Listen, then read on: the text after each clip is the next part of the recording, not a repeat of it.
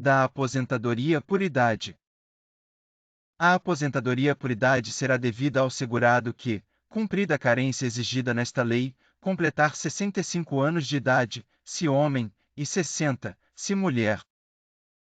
Os limites fixados no caput são reduzidos para 60 e 55 anos no caso de trabalhadores rurais, respectivamente homens e mulheres, referidos na alínea do inciso 1º, na alínea G do inciso 5º e nos incisos 6º e 7º do artigo 11. Para os efeitos do disposto no parágrafo 1º deste artigo, o trabalhador rural deve comprovar o efetivo exercício de atividade rural, ainda que de forma descontínua, no período imediatamente anterior ao requerimento do benefício, por tempo igual ao número de meses de contribuição correspondente à carência do benefício pretendido, computado o período a que se referem os incisos 3º ao 8º do parágrafo 9º do artigo 11 desta lei. Os trabalhadores rurais de que trata o parágrafo 1º deste artigo que não atendam ao disposto no parágrafo 2º deste artigo, mas que satisfaçam essa condição, se forem considerados períodos de contribuição sob outras categorias do segurado, farão jus ao benefício ao completarem 65 anos de idade, se homem, e 60 anos, se mulher. Para efeito do parágrafo 3º deste artigo, o cálculo da renda mensal do benefício será apurado de acordo com o disposto no inciso 2º do caput do artigo 29 desta lei, considerando-se como salário de contribuição mensal do período como segurado especial o limite mínimo de salário de contribuição da Previdência Social. A aposentadoria por idade será devida ao segurado empregado, inclusive o doméstico, a partir da data do desligamento do emprego, quando requerida até essa data ou até 90 dias depois dela, ou da data do requerimento, quando não houver desligamento do emprego ou quando for requerida após o prazo previsto na alínea A. Para os demais segurados, da data da entrada do requerimento. A aposentadoria por idade, observado o disposto na seção 3ª deste capítulo, especialmente no artigo 33, consistirá numa renda mensal de 70% do salário de benefício, mais 1% deste, por grupo de 12 contribuições, não podendo ultrapassar 100% do salário de benefício. A aposentadoria por idade pode ser requerida pela empresa, desde que o segurado empregado tenha cumprido o período de carência e completado 70 anos de idade, se do sexo masculino, ou 65 anos, se do sexo feminino, sendo compulsória, caso em que será garantida ao empregado a indenização prevista na legislação trabalhista, considerada como data da rescisão do contrato de trabalho a imediatamente anterior à do início da aposentadoria. Da aposentadoria por tempo de serviço. A aposentadoria por tempo de serviço será devida, cumprida a carência exigida nesta lei, ao segurado que completar 25 anos de serviço, se do sexo feminino, ou 30 anos, se do sexo masculino. A aposentadoria por tempo de serviço, observado o disposto na seção 3ª deste capítulo, especialmente no artigo 33, consistirá numa renda mensal de para a mulher, 70% do salário de benefício aos 25 anos de serviço, mais 6% deste, para cada novo ano completo de atividade, até o máximo de 100% do salário de benefício aos 30 anos de serviço.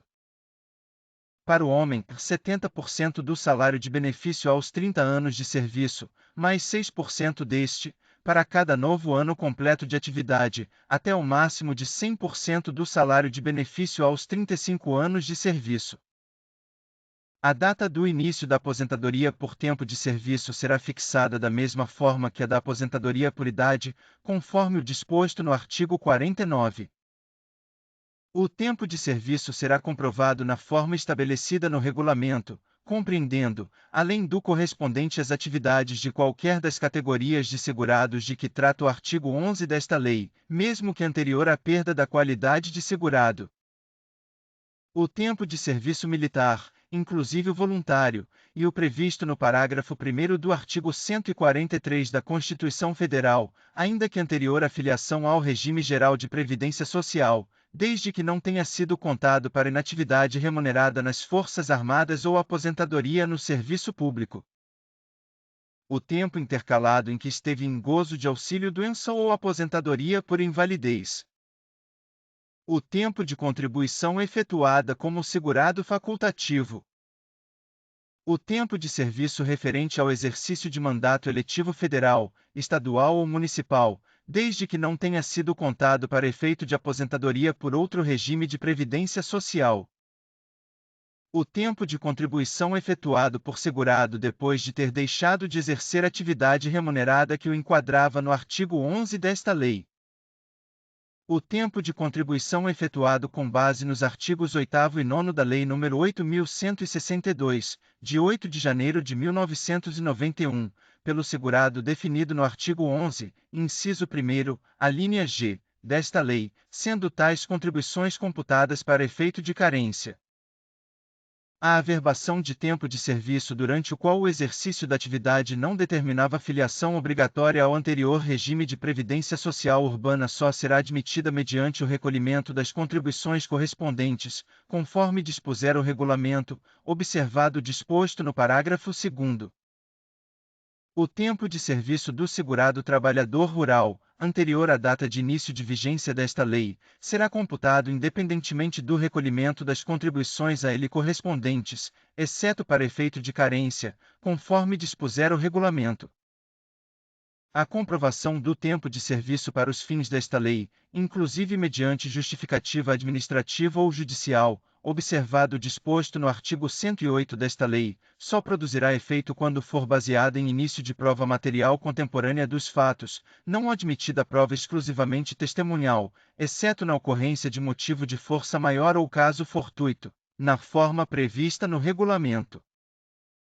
Não será computado como tempo de contribuição, para efeito de concessão do benefício de que trata esta subseção, o período em que o segurado contribuinte individual ou facultativo tiver contribuído na forma do parágrafo 2º do artigo 21 da Lei nº 8.212, de 24 de julho de 1991, salvo se tiver complementado as contribuições na forma do parágrafo 3º do mesmo artigo.